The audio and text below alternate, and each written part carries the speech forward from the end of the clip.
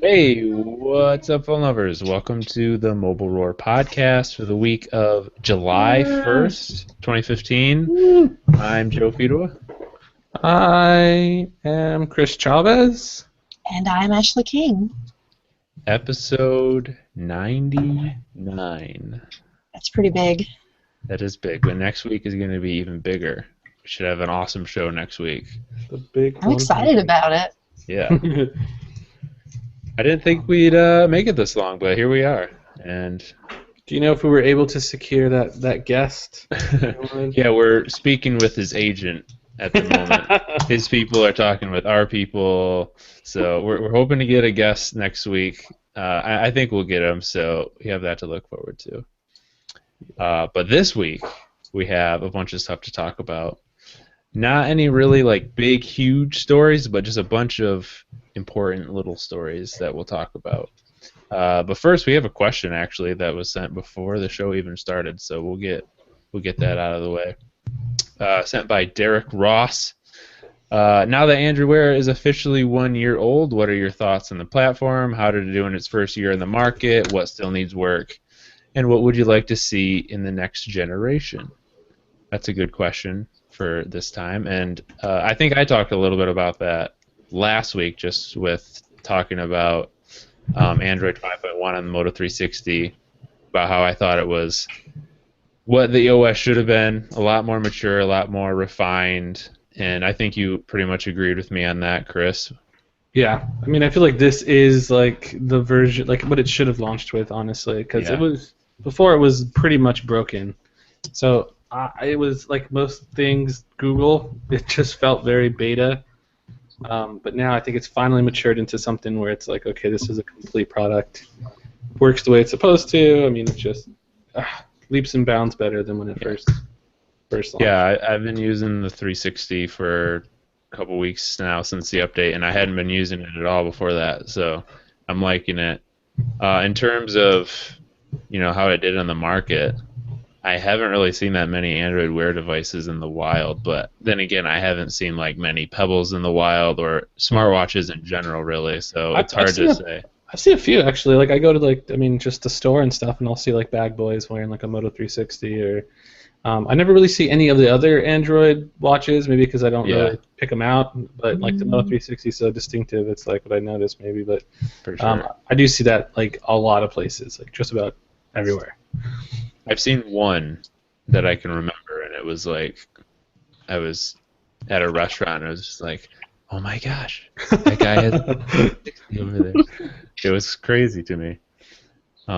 So the last part of this question, what would we like to see in the next generation of devices? And I think we probably will start seeing some of the next generation devices coming up soon because like the Moto 360 just got a price drop, and everyone's been saying, the next one's probably coming out soon. So what are we going to see? I want to see a better focus on design. Like, people wear watches as accessories. They want them to look good. And of the first generation devices, the only one that actually looked like something that I personally would want to wear was the Moto 360. The rest of them look like those crazy Casio calculator watches. Yeah. I don't want that on my wrist. I think the Asus one was the nicest looking one. I think it was very. For the square ones, I will definitely agree with you. Yeah. It had a good style. Like, it didn't look too masculine and it wasn't too feminine. It was kind of like, I think they did it really, really well with that one, but a little too classy for my taste. I just like the more hip stuff. I like the Moto 360. I really liked it, but yeah. Well, Ashley, last week you were saying how it was too big for something you would wear. Yeah. I think that's another thing the next gen should do is, like the Apple Watch has two different sizes. I think they That's they the need to nice start thing coming about out it. with. I hope Google and their partners do something. that would be smart. I didn't even think about that. Yeah, like a girl version. A girl version. Not even a girl version. Just, I mean, for people that have smaller wrists. Yeah, like, the whole circumference of my wrist is less than 6 inches, and a Moto 360 would be huge on it. So yeah, there are even people who have told me that it looks pretty big on my wrist because I have pretty skinny wrists too. Mm-hmm. I like the size, but people have made that comment, so it's not just a girl thing at all. In terms of features, I would like to see a speaker on Android Wear devices. Definitely. That was one of my first things that I think when I first got the watch was like, man, that would have been cool if there was like a little speaker. Maybe not so much, I wouldn't use it all the time, but just to hear maybe like a notification or being able to talk to someone through the phone. It's like a quick little message. I think being able to do phone calls, a two-way radio super type cool. Dick Tracy thing would be friggin' awesome. But I know a lot of people don't feel the same way about it, though. They're just like, oh, that's going to be annoying. Like, everyone's going to be, like, talking in line, and you're listening to everyone's conversations. But, I mean, you can just turn it off during those times. But I think it would be pretty cool. For Agreed. sure. All right. So let's get into our news topics. We'll start with the OnePlus 2. More news about that. So it's going to have a fingerprint sensor. It's official. One, or not OnePlus 1, OnePlus. Yeah, they made that official. 3. And it's going to be announced on July 27th. Announced or released? They said probably just announced. It's probably just announced. Yeah. But I mean, they might open up invites on that day or something ridiculous. But I mean, we do know it's going to have invites again. So. Mm-hmm. And the fingerprint sensor is pretty awesome. I mean, the Galaxy S6 has had a fingerprint sensor. And actually works pretty good now. Yeah. But it didn't work great at first, so we'll have to see what OnePlus is implementing. I think that's why I wasn't really too excited when I first heard it was going to have a finger. Like, oh, great, they're just like tacking it on there. But they said, like, specifically, it works faster than Touch ID, and they're using one of the best like sensors on the market. So that makes me feel a lot better about it. Yeah. That's Android M is the one that has the built-in, and it's definitely not going to have Android M, so it will be some kind of special OnePlus software thing. Yeah. So that's exciting, and it will cost more than $322. So. That we do know. All right, so moving on, this is something that Android fans are not happy about. iOS got the new Hangouts update before Android. I saw people on Reddit going crazy about it. They were especially mad because the last time that happened, I think it took Google like 10 months to give voice calling to Android when iOS had had it for a very long time. Yeah, that was the feature that iOS had forever. I remember Chris complaining about that one.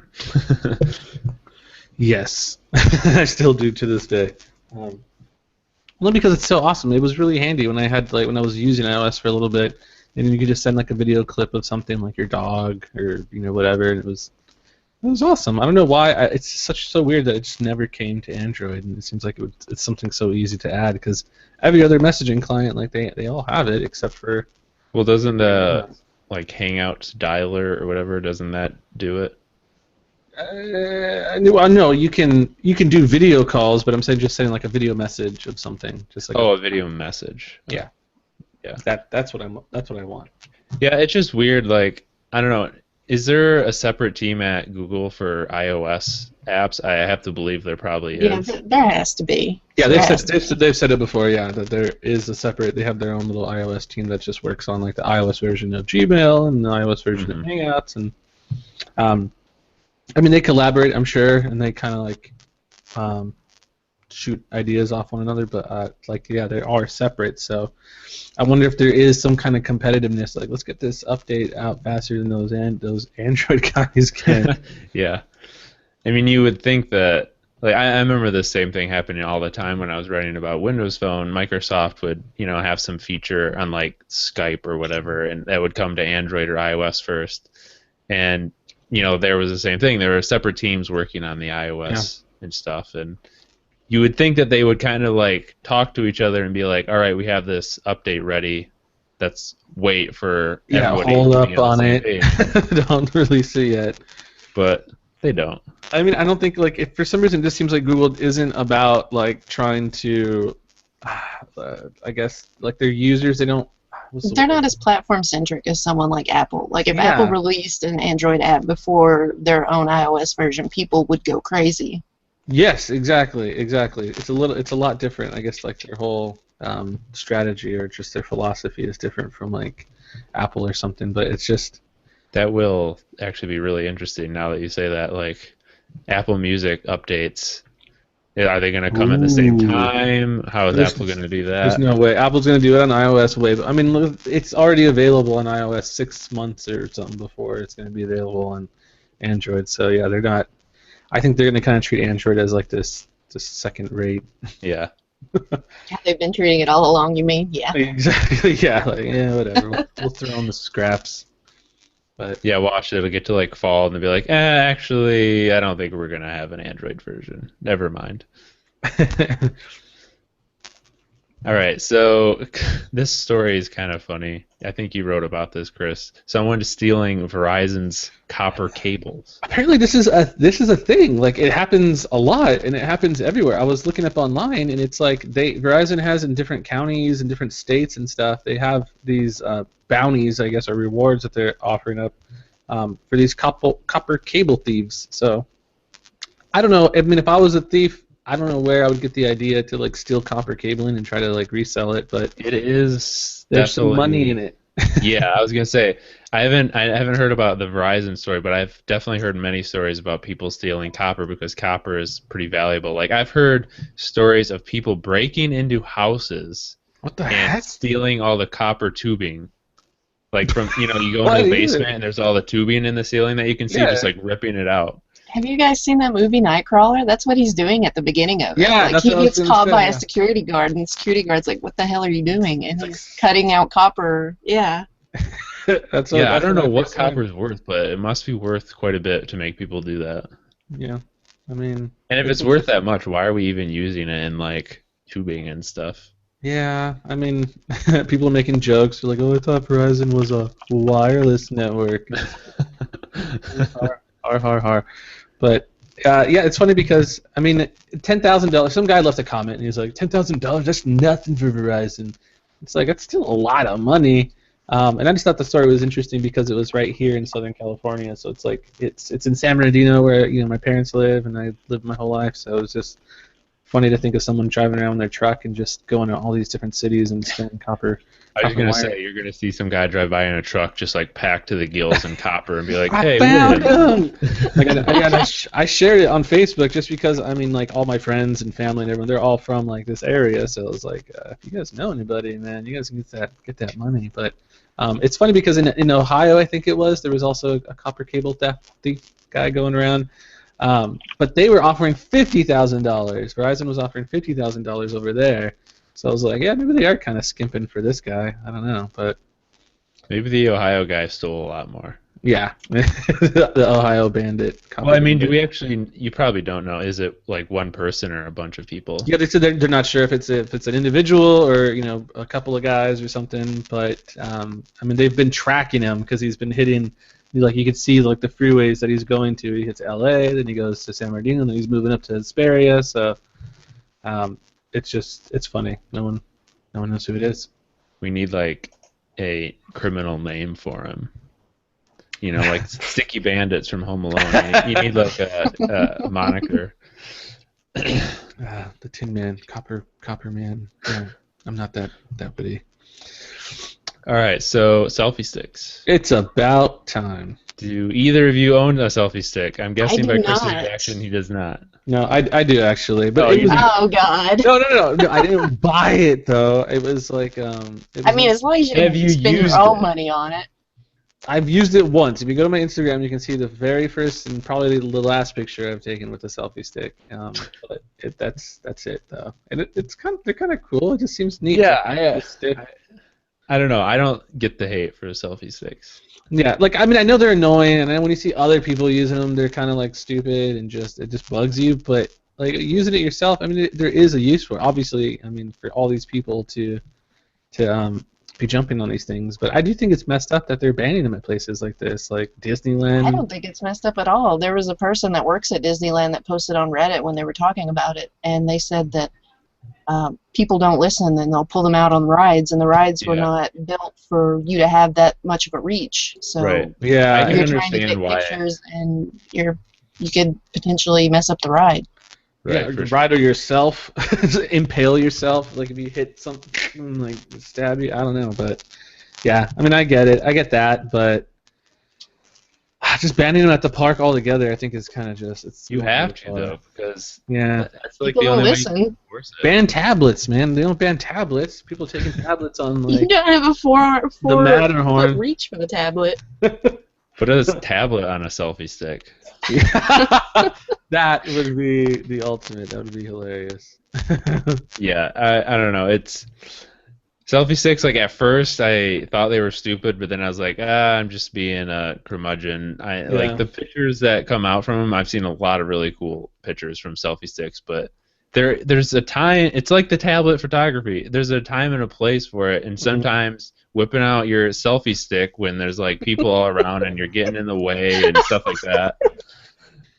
But that's the thing is like, okay, it's not even so much Disneyland I get, but like they're banning it at like other places like where it's just getting ridiculous now. Oh yeah, there's 5 other things banned.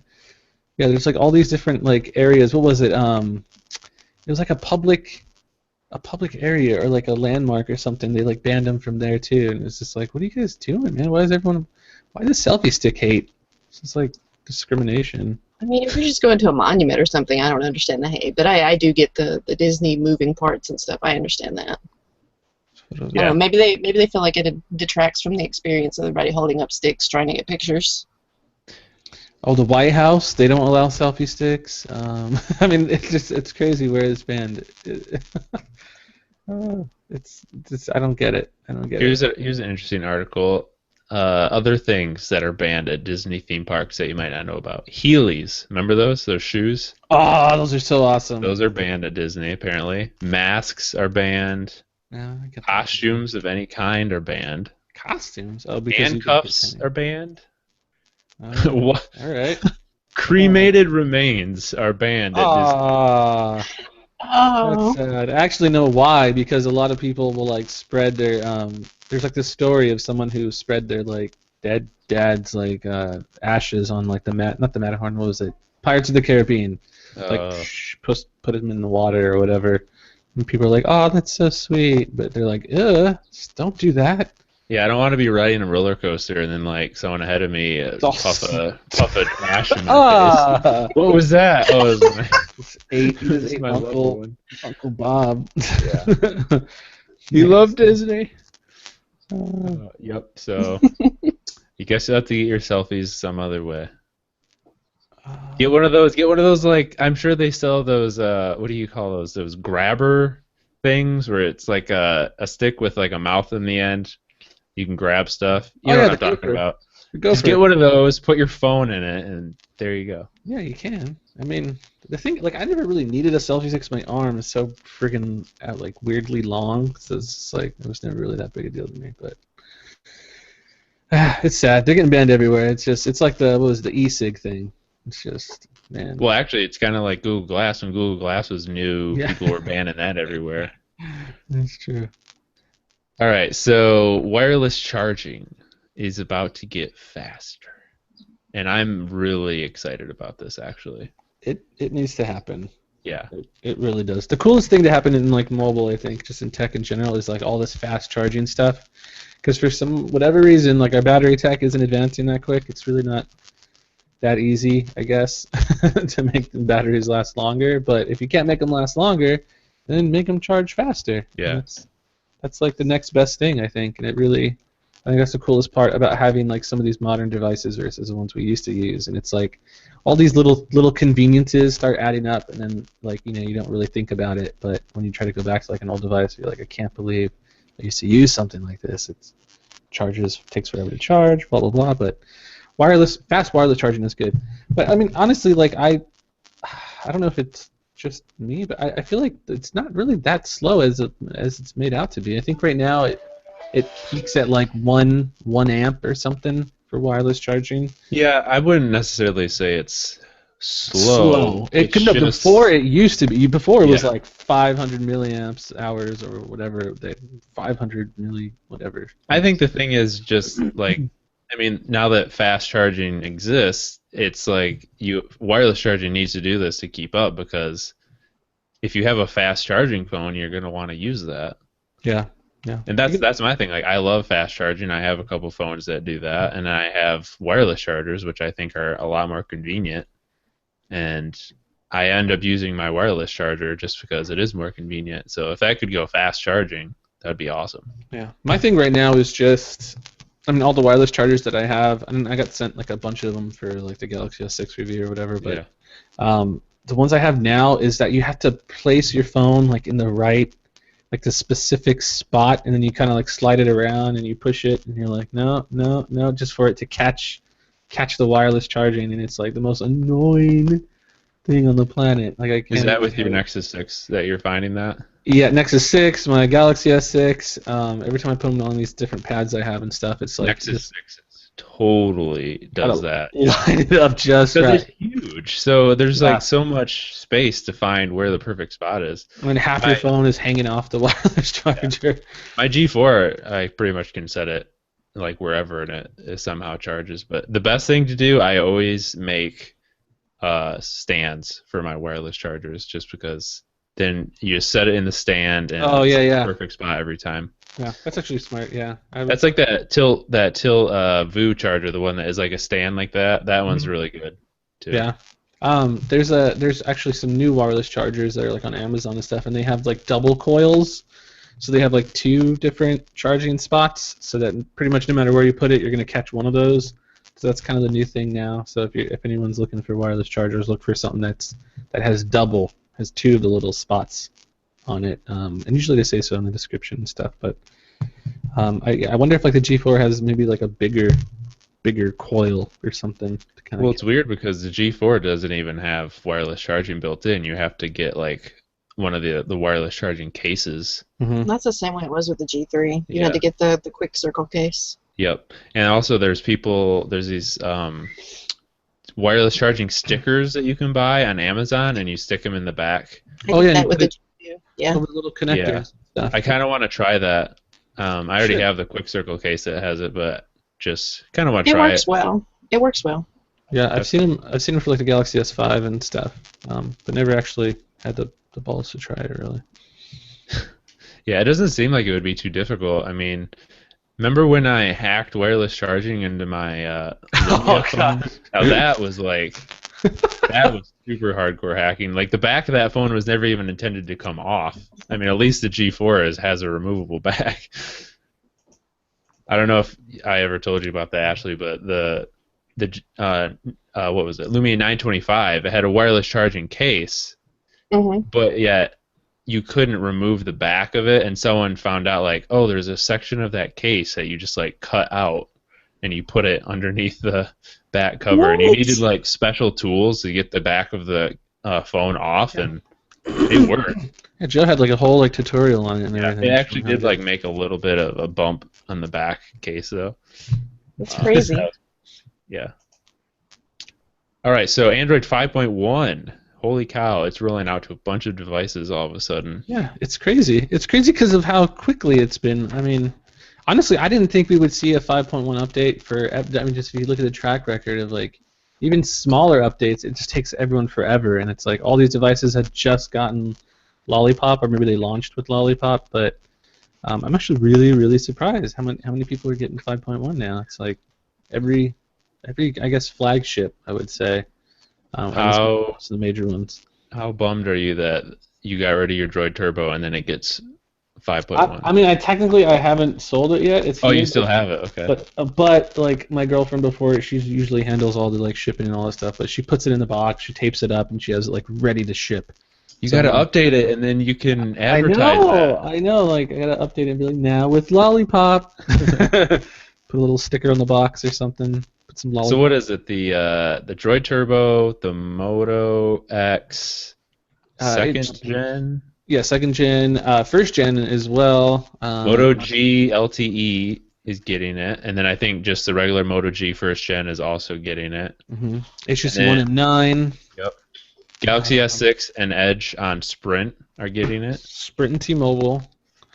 So it's everywhere, and if it's not yet, it's going to be probably within the next couple of weeks. So go get that update. Yeah. All right, last bit of news we'll talk about is this Pushbullet update that some people are liking and some people are not liking.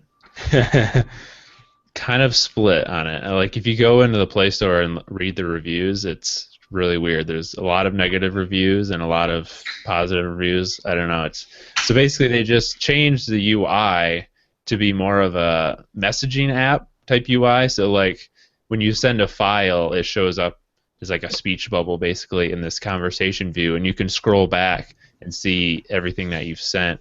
You know, photos, files, SMS, I think. And all that just in like a conversation view. And for some reason, a lot of people don't like that.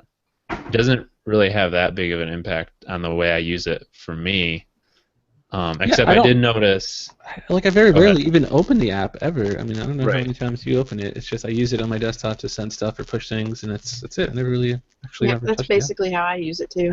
Yeah, that's really my only gripe is that I used to just like you said, you don't even open the app. If you want to like share something, you just like if you're on your phone, you hit the Android share button and you click, you know, a new push, and then you select your device or your person or whatever, and you're good. You don't even have to open the app. Now I found like I was trying to push something from my G4 to my Nexus 5, and so I did like I always do. I did the share menu, and I clicked Pushbullet, and it only gave me a list of people. It didn't give me a list of devices. I had to actually go in the app to send it to another device, and that is kind of annoying. Yeah, it's weird. I mean, because before it was just like this big card-based one gigantic timeline, but now, I mean, I guess the big thing in just mobile in general is everyone wants to be a messaging app, or at least have some type of messaging app. And really, Pushbullet, I mean, they have like the structure there. The underlying structure is all there. I mean, you can add people, you can add friends by their email addresses, and then push things to them. So they figured, well, maybe we should try exploring a more like messaging type UI.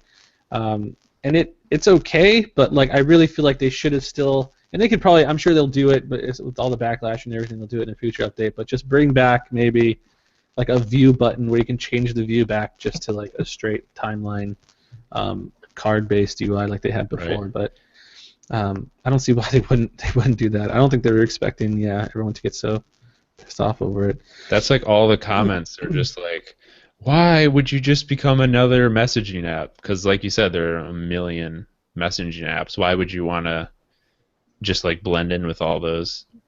Because it does, yeah, I guess. But I mean, it does a lot more. Pushbullet is so much more than that. Why would you want to be relegated to just a messaging app? I like the whole messaging part, but for when you're sending stuff to individual people and stuff, I think that part's cool. But yeah, killing off the timeline thing, and you just see like, just looks like you're messaging yourself now. It's like really weird.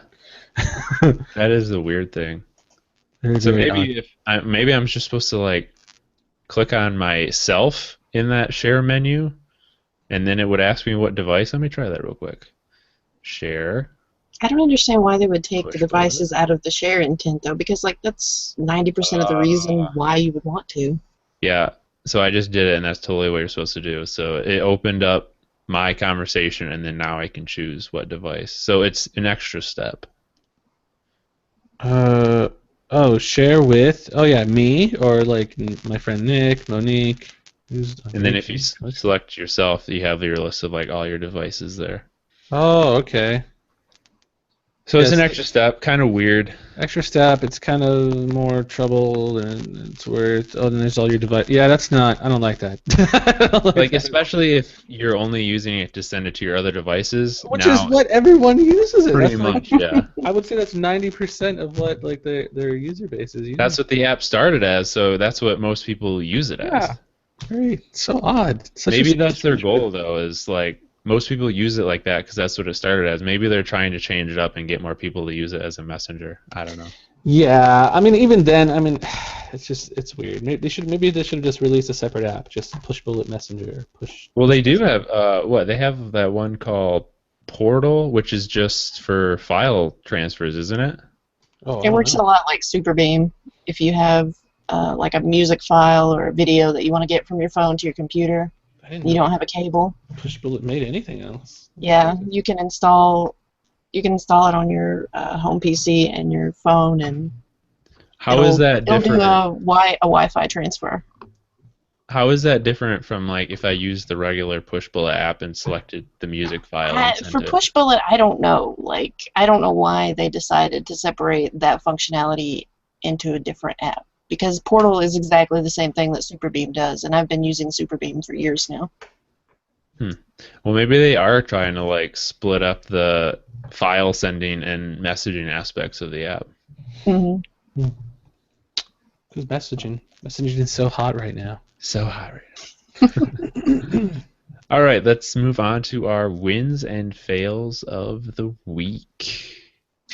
I'll start out with a win that is sort of also a fail, but Swarm. So if you don't know, Swarm is like this app that came from Foursquare, and it's the app that you use to check in now. Foursquare is basically just Foursquare is kind of like Yelp now, and Swarm is where you do all the checking in and stuff. Mm-hmm.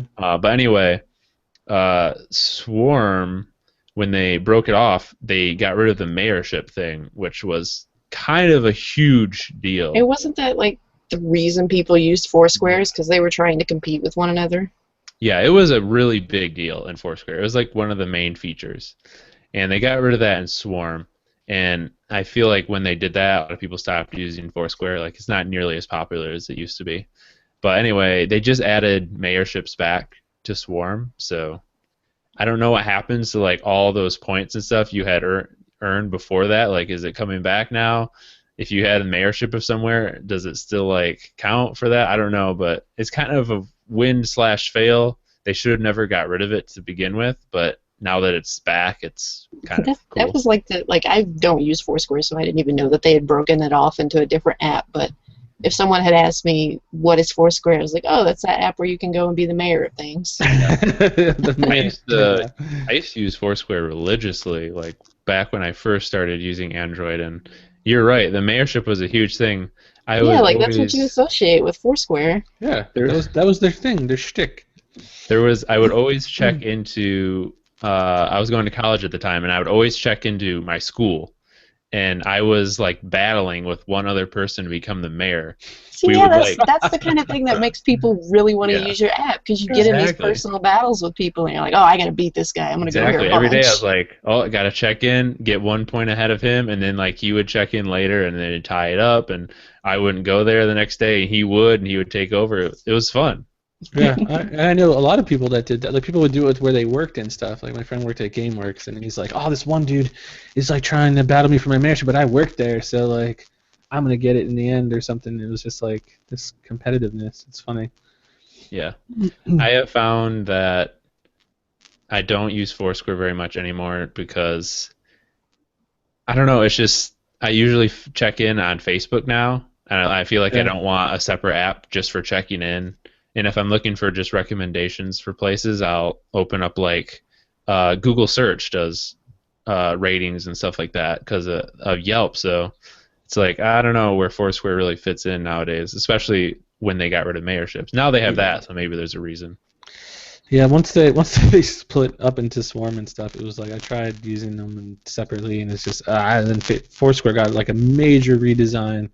And then that was all weird and confusing, so then I just stopped using both of them. I just I'll just stick with Yelp. You can check in on Yelp too, so I was like, I'll just check in. Yeah. That's true.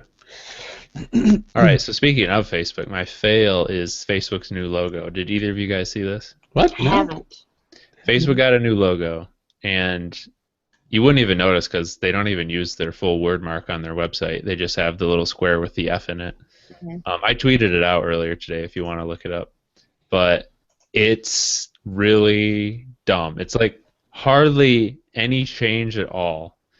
But basically, like the Facebook logo, the word mark, where it says the full Facebook name before, it was pretty plain already. It had like a tiny little bit of character with like the way the F and the A kind of met and like the C, but there was basically no character in it. And now they took every bit of character out of it. These letters look drunk. Yeah, it's literally like someone just opened up Microsoft Word and typed Facebook, and now that's the logo. There's like nothing special or anything about it. The kerning on the letters is really strange. Yeah, it's just Facebook. It's nothing. It's not even a logo. It's just the word Facebook. I don't know. It's so weird. I think it's stupid. literally like anyone could have just typed Facebook and that would be the logo. The biggest change is the move away from the serifed A. Right. Because that was the thing that was kind of cool, was like that was the only little Yeah, bit of you don't see character. that often. I don't know. I don't like it. It looks terrible. Yeah, it's dumb. Oh I man. never thought I would see a blander Facebook logo, but they somehow managed to do it. I mean, the only way they can make it worse is if they just typed it in Comic Sans. Yeah, gosh. like 5 years from now, that's the Facebook logo. It's Comic Sans. No, they said it's more friendly now. It doesn't look friendly. It looks drunk. Honestly, the old one looks a million times friendlier. If that's what you want to call it. It's just someone typed it out. Like, I don't get it. Yeah. Whatever, Facebook. Do your thing, I guess. All right, Chris, what do you got for us? My win is going to be Project Fi for the week. And a couple days ago, I got my Project Fi stuff in, and it's pretty cool. They give you like this little box full of goodies, and it says like, "Thank you for being one of the first to believe in us," or something weird like that. Does it really say that? Oh my gosh. Yeah, it's so dramatic. You believed when no one else did. So you get like a cool Nexus 6 Project Fi case, which is apparently made by Casemate because it's branded on the side, but it's one of those dual, got like the TPU thing to kind of dual layer, yeah. a bumper, and then this is all soft touch and white. And this is Project Fi here. It's at the nice bottom. looking. Yeah, I like those cases. Feels super premium, a little too thick for my tastes, but and then also it's white with soft touch. My jeans are gonna destroy. Why does it this. have such a huge cutout on the back? Yeah, that's kind of weird. Most cases, It's like a G4 cutout, like for the buttons on the back. like my other case, just has a cutout for each one, but this has a gaping hole. I want you to be able to see that Motorola logo. And it comes with like a nice. Everything's coated in soft touch. I always notice that when everything's from Google, they love soft touch, but It feels nice. I still like my Nexus 2013. portable battery. Best, yeah. Project Fi, all natural juice for your phone. I don't know what that means. It's all natural, made from cow dung or something, and it's got this little tab at the top where you can hang it on a shelf or something. I don't know. And then there's some headphones, which is really weird because the headphones have a built-in splitter, so that you can share your tunes with someone else. But this is awesome. All this basically just for so like I don't really intend on staying with Project Fi. I just wanted to try it out and test it out. But it's cool that the lowest plan, which is 1 gigabyte, is $30. So I get all this cool stuff for $30, and I think that's kind of a deal. Yeah, it's pretty awesome. That is a pretty good deal. Battery pack, headphones, and a case for $30. $30 just to try out Project Fi and see how it is. And the little earbuds are precious. These things are cute, like little blue. Oh yeah. So have you had a chance to use the actual service yet? Very much. Yeah. Yesterday, I actually finally decided to fire it up. Oh jeez. Okay. So it's really weird. At first, like it says it's going to take a while to transfer your phone number from your Google Voice number, and then once it does that, it's like we need to like optimize your network or something, and it's like you're not going to have service for a little while. Do you agree? And you're like, yeah, okay. So it was a little buggy at first, and I kept like saying yes, and then my stuff would drop off all my calls and everything, but then it would come back and it would say I have LTE, and it said it's still working. It was being all weird and buggy, but so far it seems to be doing pretty well. I'm guessing it's on T-Mobile, but there's really no way to tell what network you're connected to because it doesn't really tell you anymore, but it just says Fi network. So you don't know if you're on Sprint, you don't know if you're on T-Mobile, which I would love to see because I'm betting I'm on T-Mobile the majority of the time. I wonder if someone will make an app that will somehow be able to figure out when it's switching or something. Yeah. That would be cool. Yeah, and like in news earlier this week, so like once you activate it on a Nexus 6, you could actually take that SIM out and then put it on a different device, which I tried doing on my Galaxy S6, but it doesn't work because the Galaxy S6 is for T-Mobile and apparently it has to be an unlocked phone. But someone did it on the Nexus 5, which comes unlocked, and it worked. Yeah. They had the Project Fi SIM and everything running, working fine, LTE, calls and everything on their Nexus 5, so that was kind of cool. That's a good point, actually. I can't believe I never thought about that. Like, why would the thing be stuck with one phone. I mean, it's just getting a signal. I mean, well, I mean the big thing about it is that it's switching between T-Mobile and Sprint, and then the Nexus, like a lot of these phones are tied down to a specific network and specific radio band, so it would have to be a phone that supports Sprint and T-Mobile, I guess, which is only the Nexus 6 at this point. And I'm guessing when you put it in a Nexus 5 or something, it's probably only just sticking to T-Mobile. oh, so like when it switches to Sprint, you're gonna have no coverage or something. Yeah, I doubt it'll even switch. I'm sure it'll just stick to T-Mobile, but yeah, it's probably not like optimized for it. Obviously, that's the reason why they're probably not putting it on a Nexus 5 or anything else. But yeah, pretty interesting and cool. I'm gonna be testing it out for a while to see how it works, and so far it's doing pretty good. I only hit 0.03 gigabytes, which is, what is that, like 30 kilobytes or something? But I've been using it since yesterday. So that's my win. My fail for the week is going to be, oh man, Sprint. They just can't catch a break.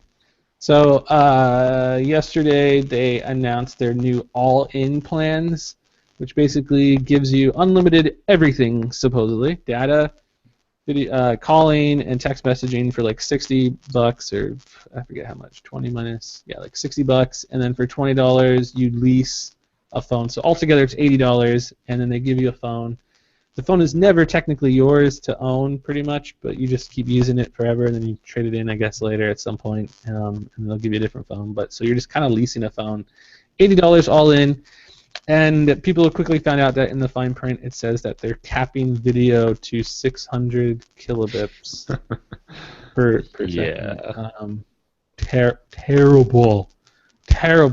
Like YouTube quality, in order to stream 360p, which is like complete garbage, YouTube recommends like 750 kilobits per second at least. So it's like everything you're going to stream on YouTube will be like 240p probably, and it's so ridiculous. And once people found out, the internet, went nuts. Everyone's saying how sucky Sprint is. Sprint sucks, hashtag. Yeah, hashtag Sprint sucks, as always. I don't know where they got that idea from, but I guess they kind of backtracked, and today they said, like, oh, hey, just kidding. We got you guys so good. Yeah, and I mean, not only is it just like a really bad just business practice, whatever, just and screwing over consumers, it's just it was kind of like in a weird legal gray area where people were like, I'm not even sure if this is technically legal with like the FCC and all this stuff. So, I guess they just got rid of it. It's just so sad, so sad. So major Sprint fail. They probably thought no one would notice. Yeah, maybe they thought, yeah, it's like, I mean, it was right there, too, because it would say, like, unlimited, and it had, like, a little star by it, and you're like, what does that star mean? And then it's just, like, right there below it in the fine print, like, When will people learn that everything on the internet gets noticed? There is no escape. Yeah. So, I mean, now it's actually not that bad of a deal. I mean, $80 for unlimited everything, that's actually pretty darn good, and you get a brand new phone, so you can get an S6 or something. If you're okay with being on Sprint. If you're okay with being on. But honestly, it's not that bad. I mean, I know we clown on it a lot, but I just found out recently that, like, Sprint actually isn't that bad out here, like in LA and some of these other areas. It's like isn't that what Mark was trying to tell you forever? They've been upgrading a lot. Like ever since that Spark thing, I still don't know what the heck Sprint Spark is, but you want to know how you can tell something is bad? It's when someone describes it to you and the first word they say is actually. It's actually not that bad anymore. You're like, oh jeez. Yeah. But, Kale, it's actually not that bad. I still wouldn't recommend it. Yeah, and oddly enough, okay, this is the weird thing, is that Verizon has all those weird campaigns where they like never settle, and it has somebody standing next to someone else on a different service, and they're talking about how like, oh, we can't stream video. But Verizon has been sucking balls lately. It's crazy how terrible they are. I don't understand what's been going on. But like T-Mobile's better, even Sprint. Like we went out with our friends to like all these different places the other day, and it was like, geez, Sprint was kicking even Verizon's butt. So that's crazy, I think. But yeah, so that's just my fail for the week. Sprint, like always. All right, Ashley. Now's your chance. I actually have a win and a fail this week. I know you guys are Yes. surprised. Woo! Apple Music launched this week. Have you guys had a chance to mess around with it at all? I haven't. I refuse to install iTunes. Yeah, I'm waiting for that. I've been playing around with it on the iPad, and their radio stations are actually a lot better than Spotify, which I know we talked about in a podcast a couple of weeks ago, how terrible Spotify's radio is. While I was working yesterday, I just listened to Apple's radio for several of their stations, and they actually play like good music, and when you tell them that you don't like a song, you don't get that same song again. That's So awesome. that's already like way above what Spotify does. Now, the stations you're talking about are not like the Beats One station. No, not the radio stations. I'm talking about their genre stations. Okay, so like the Pandora type thing. Mm-hmm. Yeah, because they have that weird like live streaming radio station. Yeah, I haven't listened to that. I should though. Is Beats One the only live station or whatever, or are there other ones? No, it's just It's Beats that One. just Okay. just Beats One. It's just interesting because I wonder what. I'm guessing this is top 40 stuff, but I would Yeah, imagine, yeah. it is weird. Like I remember when they announced that, I was just like, yeah, that's what radio has been forever.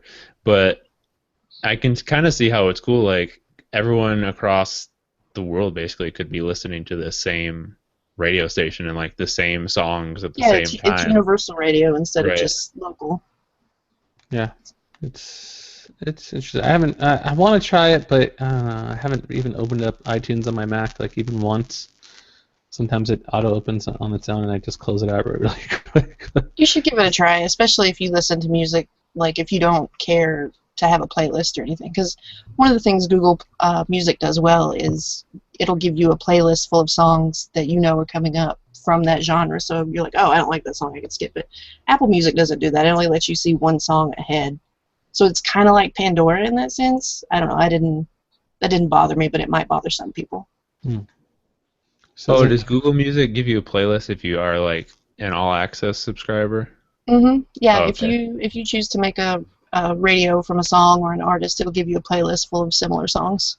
All right, yeah, because I don't have all access. I just use like the free radio stations, and it doesn't let you see even one song into the future. I mean, you can skip, but you have no idea what's coming up next. This is really weird. So on the Mac, I'm trying to listen or go to Apple Music or whatever, and it's telling me I need iTunes 12.2, but in the Mac App Store, it's not telling me that there's an iTunes update, so I have to download through the Apple Store like manually, like an animal, and then I guess manually install. It just works, man. It just works. What the heck? This is so weird.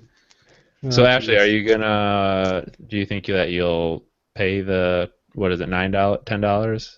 I mean, the I'll use trial's over? my 3-month trial, but I won't subscribe to it right away because the only iDevice that I have is an iPad, and I don't listen to music on my iPad.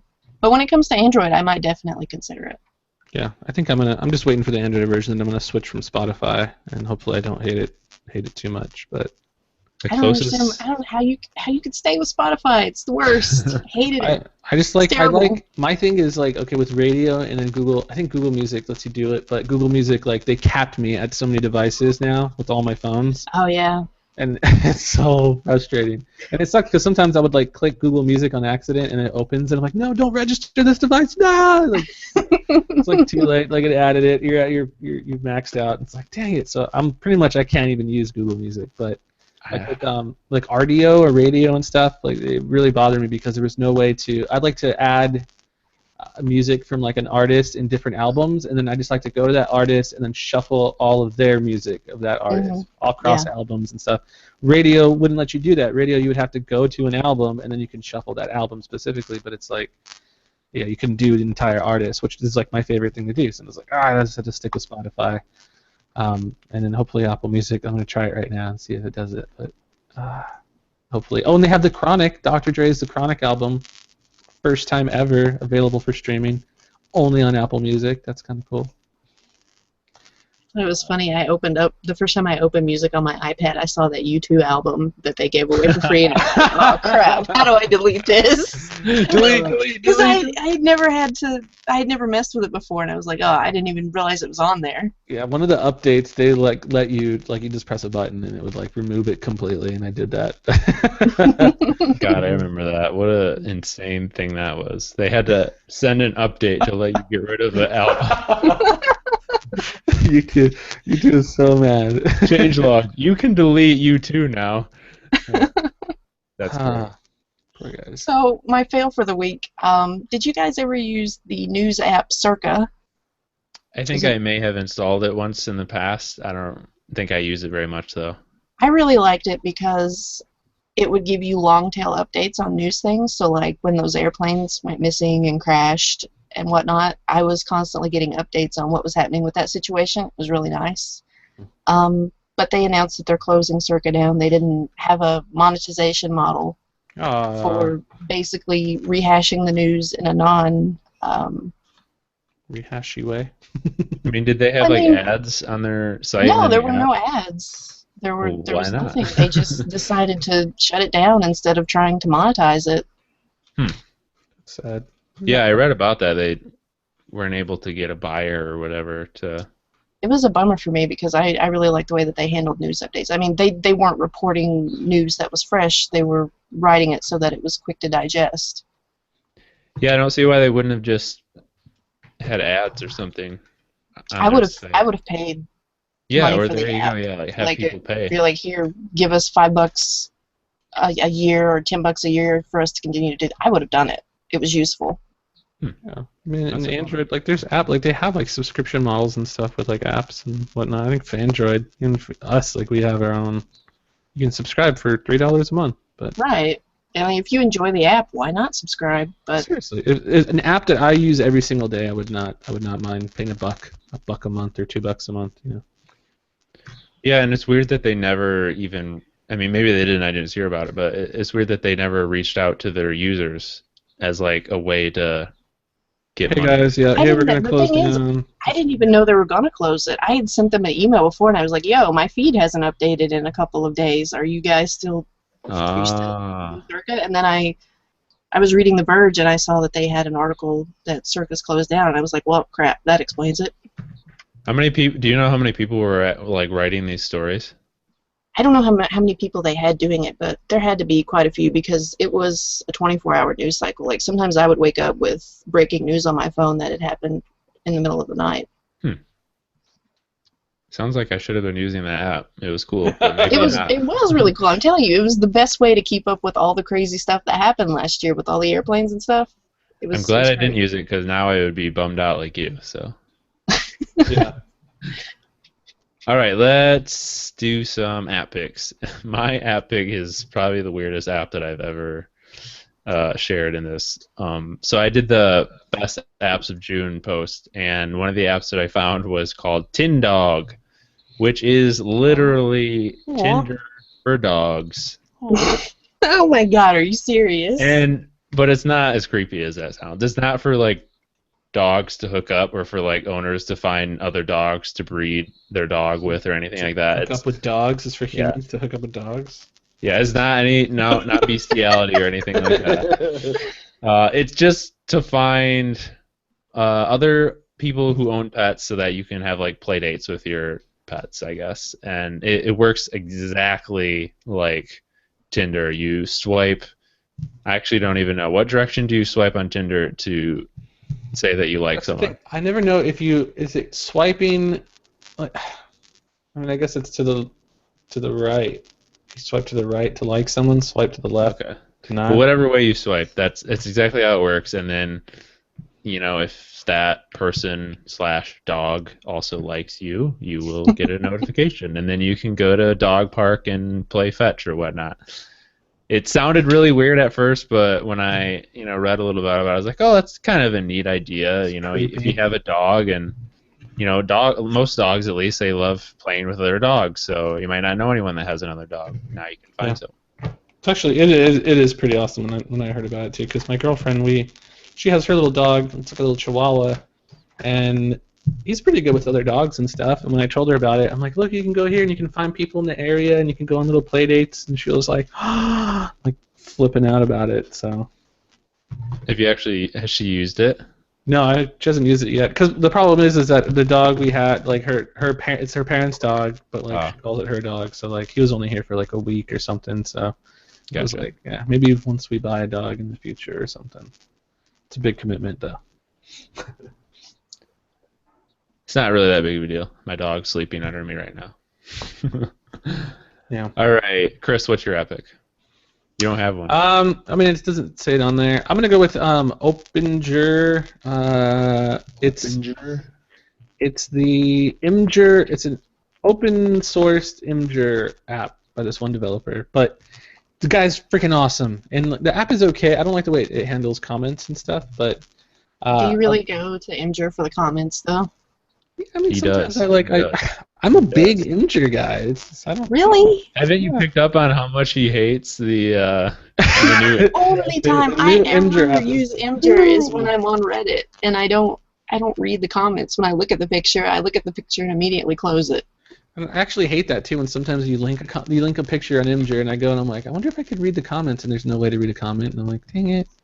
But they're not ever as witty or as funny as the Reddit ones. I'll give you that. But sometimes there's useful info. I like reading comments on things. But Openger is the grid view of Imgur. I recommended it last time when we had Imgur, but the developer is awesome because my main gripe was that the thumbnails in the grid view were super low res, and like on a 2K phone, it looks like absolute crap. It was just all blurry and pixely and disgusting, and I didn't even like opening the app. But I hit up the guy on his Google Plus little community thing and just casually mentioned like, oh hey, do you think you can add like a high res thumbnail option? And the guy's like, oh yeah, sure.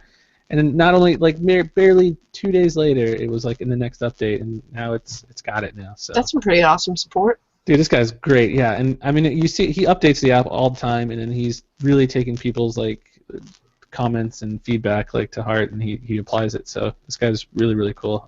So I recommend everyone try it out. Yeah, even if you're a Reddit user and you don't really like him here that much. I think it's great. So that's my app pick. I actually have two this week. I have a game and an app. Oh. I'm getting my install button or my install finger ready. I just opened the Play Store now to see what she's got for us. The game is called Current Flow. I forgot who put it out. I think it was Badly Interrogated, but it doesn't need any extra permissions or anything, so if you're really wary about that, you don't have to worry about it. It's a puzzle game, like a puzzle tile game. You have to get the electricity from the place where it starts to all the different places around the board. And it starts out really easy, but it's got, I think, 100 levels, and as you progress through them, it starts to get really hard, and you have to work out the pattern to get the electricity, so it's a good time waster. I enjoy it. Looks awesome. It kind of reminds me of Pipe Dream. It's kind of like Pipe Dream, but the best thing about it is the music. Like, it's not just one track that loops. It's each level has some crazy different variants. So the person that did the music for that game was really talented, and it's one of my favorite parts. Beautiful and relaxing.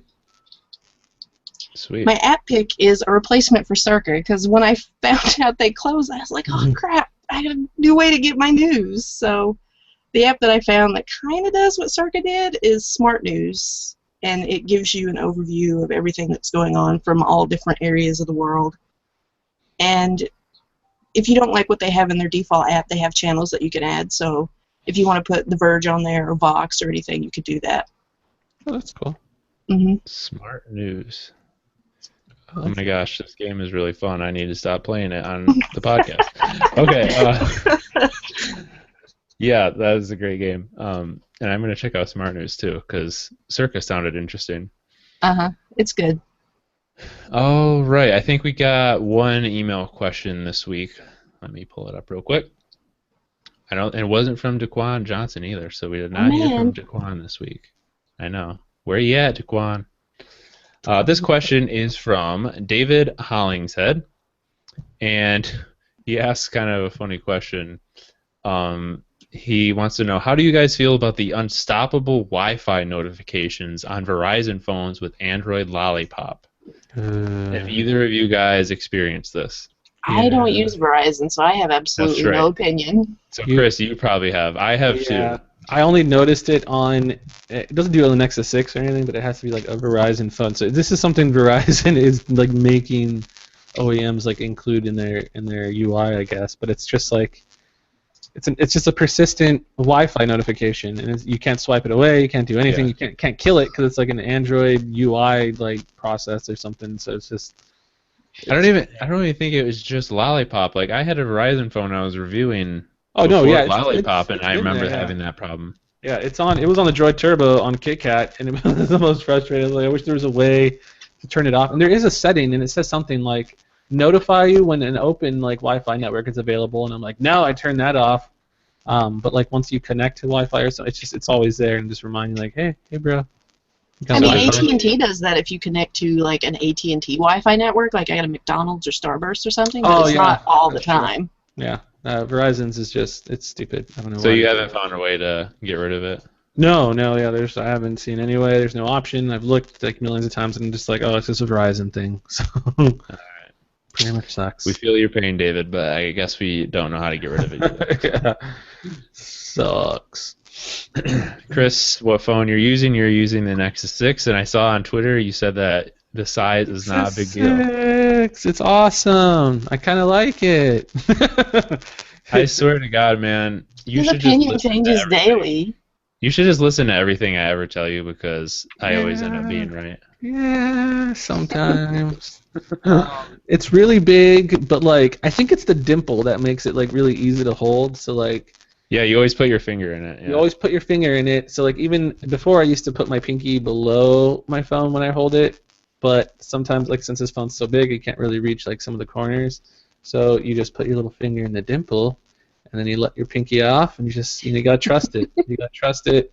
Just let it hang there, and then you can reach pretty much everywhere. And the dimple just keeps it all like in place and perfectly balanced. It's such a neat little thing, but I'm actually loving the size. I love the size and everything. All these other phones feel like little toy phones now, and I can't believe there was a point when I said the Galaxy S5 was almost a little too big for me, and now I feel like an idiot because my thumbs are all stretched out now. They're just like, I feel like I can reach anywhere. It's true. Like when I got this Nexus 6 first, I wrote a post about whether you should upgrade from the Nexus 5 to the Nexus 6, and basically my last comment or last word on it was it's too big for me, and then I continued to use it for like 3 months. So you get used to it. Yeah, I was like, this is stupid big. Like, what am I even doing? I'm like, whatever. It's just a phone. I'm gonna keep in my pocket. I'll continue using my S6 like usual, but it kind of grows on you. It's weird. It's really really weird. Don't know until you try it, I guess. Yeah. All right, so I think that's going to wrap things up, and like I mentioned at the top of the show, next week is episode 100, and we're probably going to have a special guest, so look forward to that, and I will probably mention it for sure on Google Plus or Twitter if we are going to have him for sure. Oops, just gave you a clue. It's him.